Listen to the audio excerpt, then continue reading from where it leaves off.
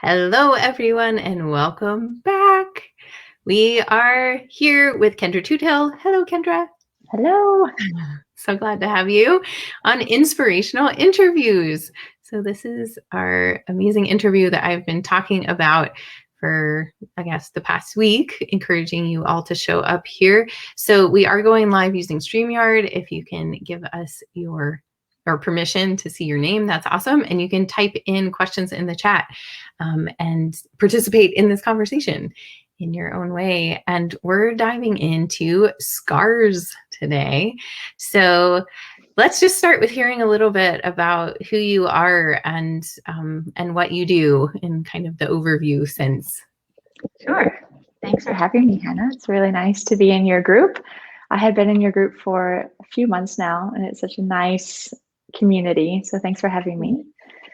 So about me, my name is Kendra Toothill. Like Hannah said, I work with women. I call myself a holistic women's health therapist, and I work with women who have scars. I'm talking about physical scars on the body, but I'm also talking about scars that could leave an emotional or an energetic kind of imprint on us if there's something heavily, a specific event or situation or circumstance that has kind of weighed us down or isn't fully resolved.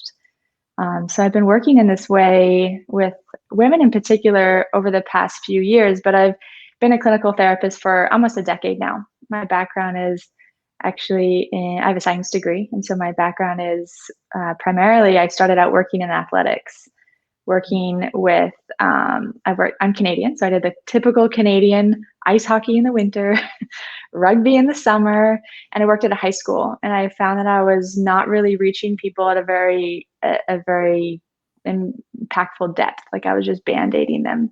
So over the course of a decade, I've kind of refined and changed how I work. And I'm now working in that sweet spot of helping women resolve just long-standing stuff by working their scars. When I say stuff, I mean the things that are commonly disturbing women's mental or physical health, like digestive things, mental health issues, mood things going on, reproductive health, physical, like chronic pain anywhere in the body. Scars will kind of disturb any and all of that, depending on where the scar is. Yeah. So I hadn't really thought about this before until I met you. And I love these moments, as somebody who has been working with yoga and Ayurveda for a long time, the moments where I'm like, oh, wow, that's something I hadn't ever really thought about or considered. And, just getting to talk with you about how scars play out in our health, mental, physical, emotional, it was really eye-opening for me. And so I'm really excited to share this with my community here too. And I'm curious how you came to do this work. What brought you to the realization of like, whoa, there's something here? Yeah, so that's a good question. And it started quite a while ago. It started probably at the beginning of how I started to work professionally. And I started to, at first I was working with chronic pain, chronic and complex types of pain as a clinical therapist. So I had tons of people coming in and out of my office. And the common phrase that they would use would be, I've been to see everyone and nothing's helping. Like that kind of desperation, helpless, hopeless thing was very common for the people that I would treat and work with. And I at that time I was really niched into the nervous system and biomechanics, and within that kind of sphere, there's a lot of ways to resolve pain by working with scars. That was like the advanced level stuff that I was learning in those courses.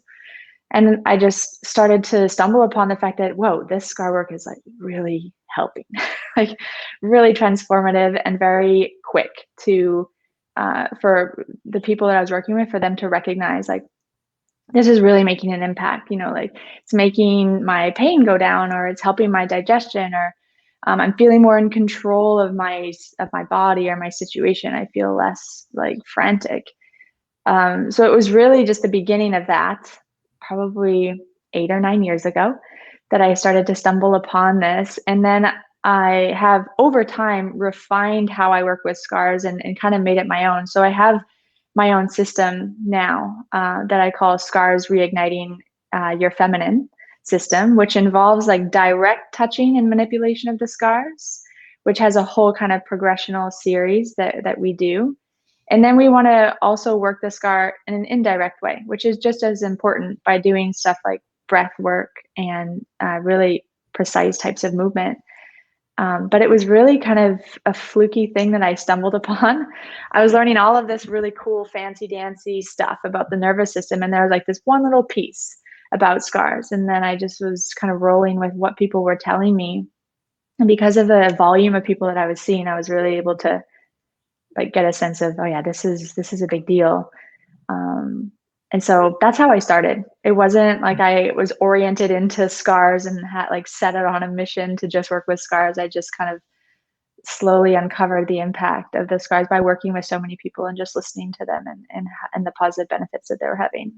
Yeah, that's so amazing. And scars aren't something that we often talk about with each other, unless it's like at a party or something. You're like, where do you have Yeah. scars on your body or something?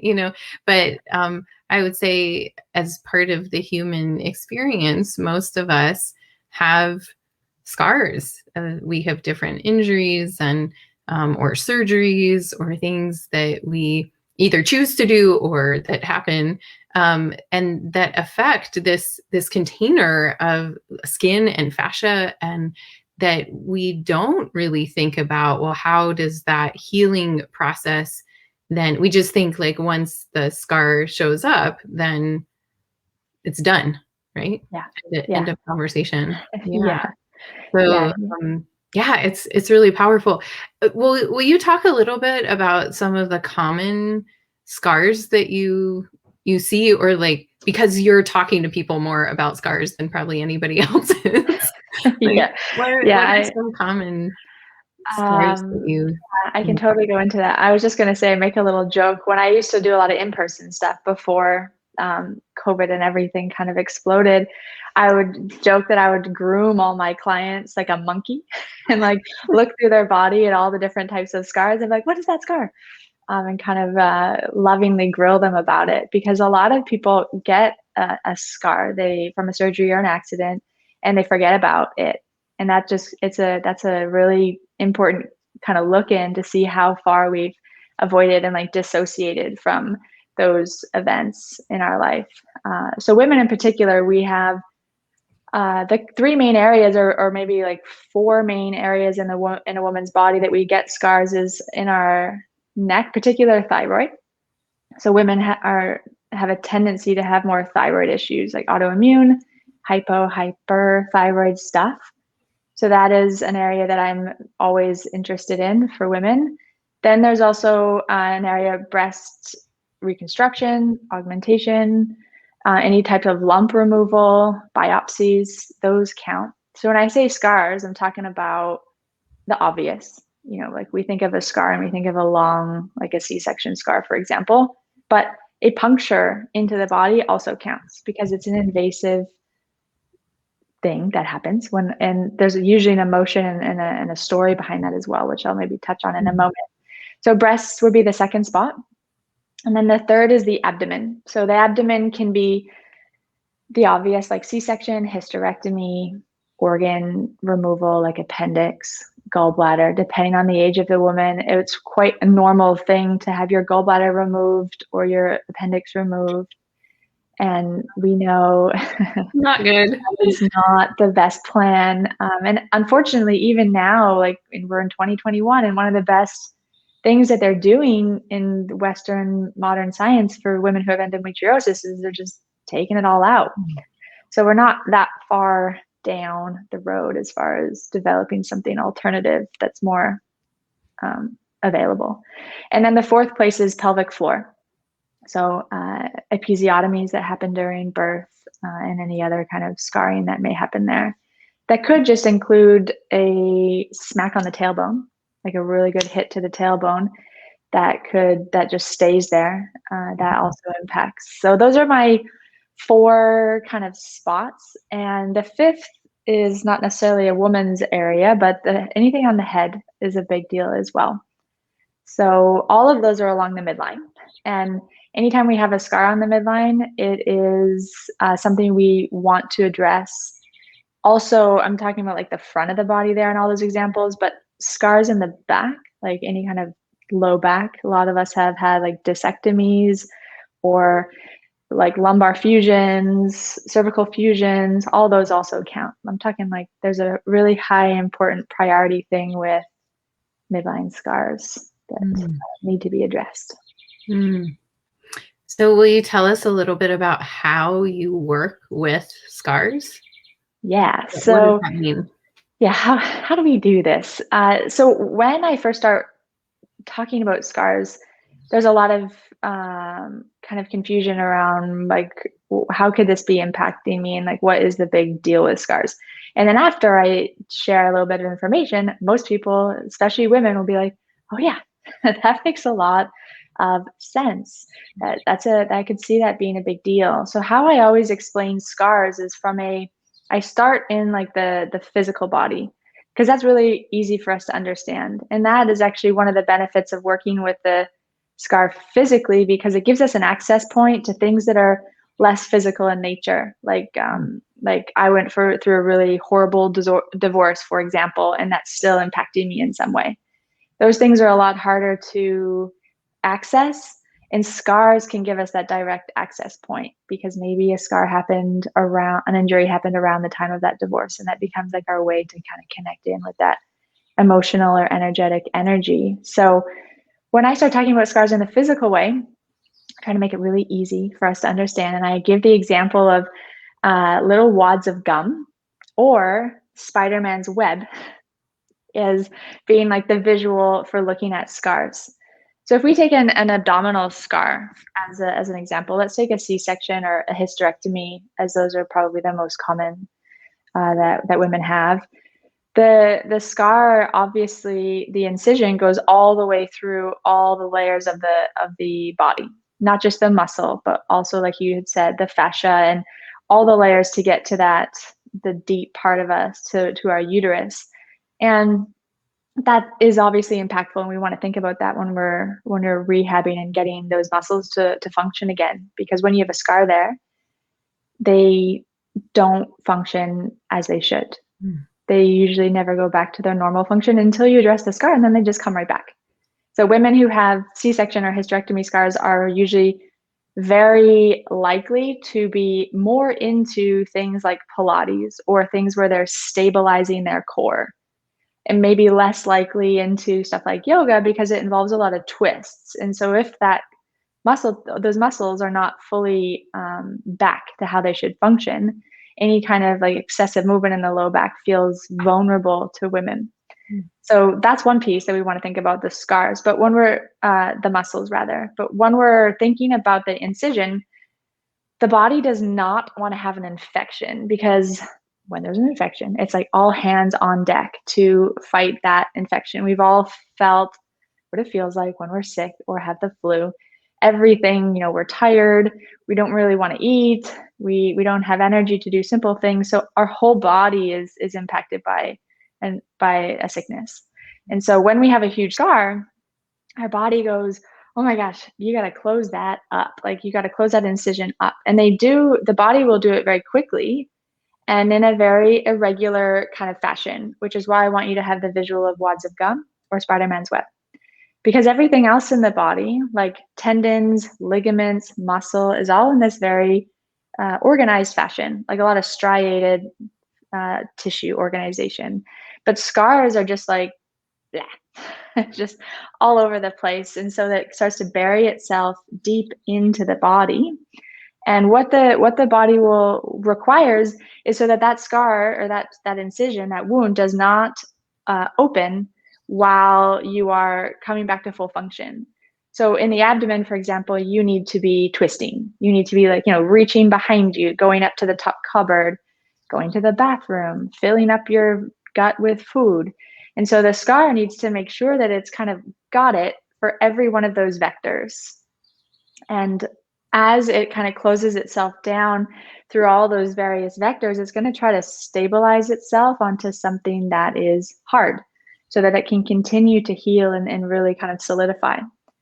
Now, the abdomen is just your guts. Basically, it's just a soft belly. So it's going to try to attach to something that's hard, which is bone. And that would be your hip bones or your pubic bone. So just to give you a sense of like how deep it can really groove in and go into the body to find something. Whereas like something like the shoulder or your hand, like it's very obvious that that's quite a bony area. So the scar doesn't necessarily go in that deep because it can stabilize against the bone very quickly. But the abdomen, soft and gushy, it's going to find something hard and bone-like that it has to kind of really bury in and find that so it can stabilize and fully heal so that it can be okay for all those variations of movement. And this is what I want you to think about when we're talking about scars is how deeply they impact. Because oftentimes we just think about the visual on the outside. Like a lot of women will be like, yeah, my surgeon was super good. Like the scars, it looks awesome. It doesn't bother me and it's fine. But then when you start digging in with other questions, like, do you have any altered sensation there? Like, does it feel the same? And they'll be like, no. And I'm like, well, what about when you move? And they're like, oh yeah, well, it pulls actually. And so when you actually, when you're asking good questions, every woman eventually will be like, yeah, the scar is actually impacting me.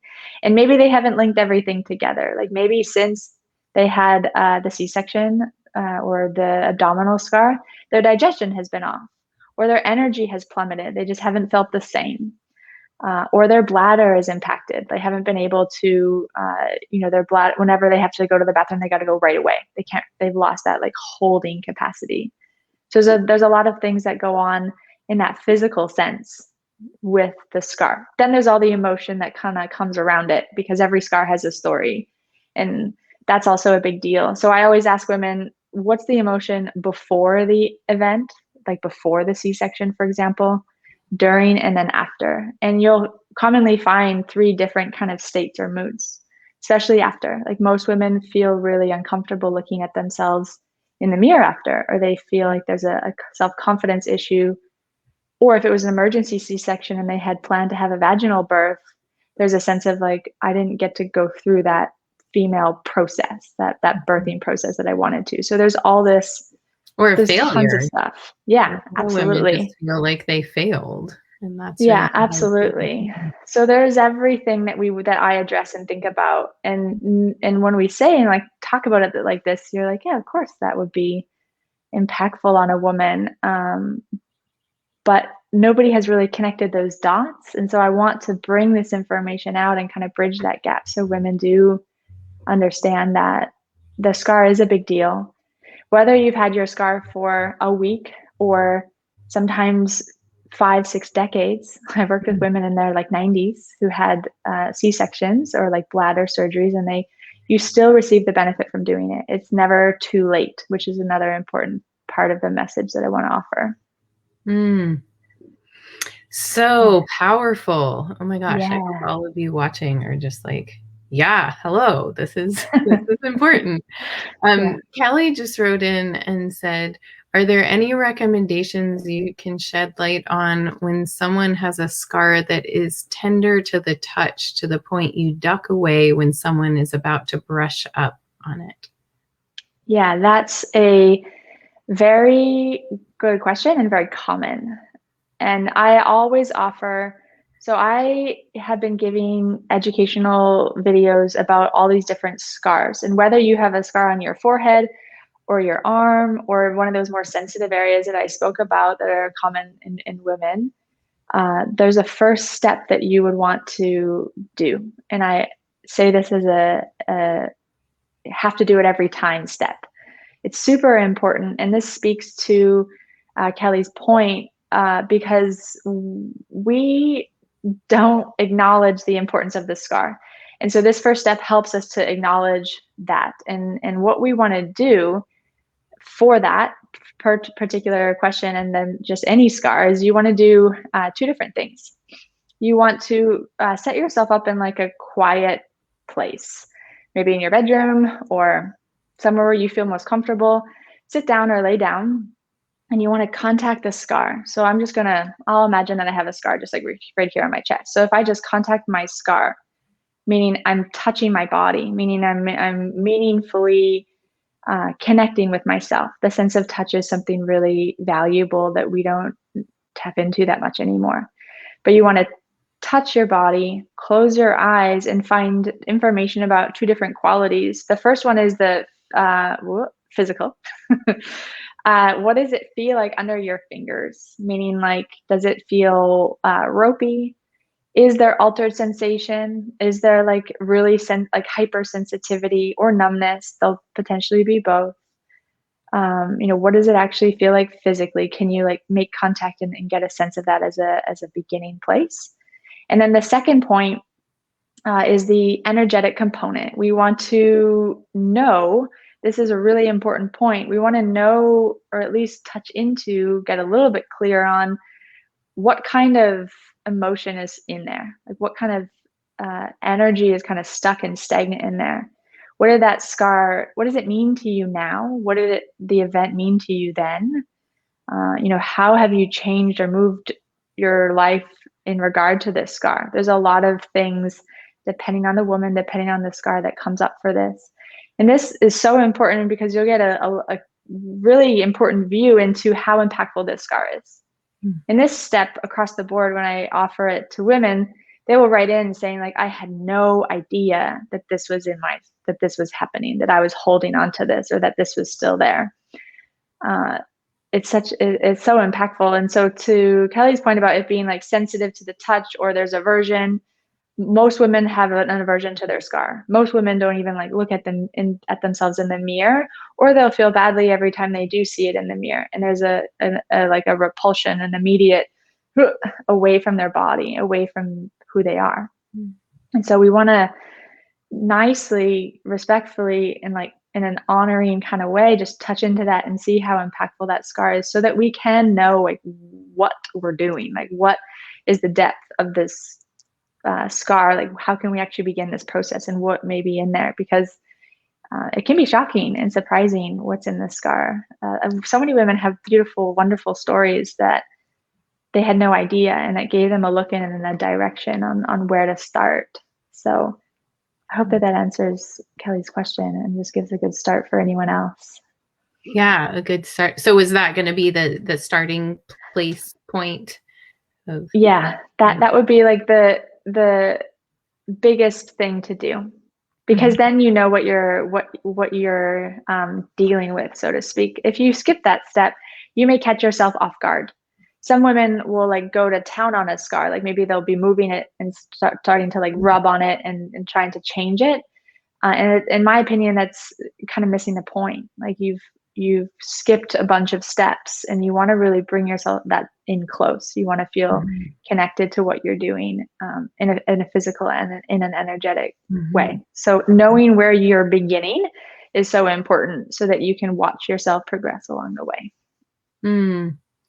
Yeah, it's so powerful. So we've got people writing in like, I have a scar here, like lat muscle tumor removal,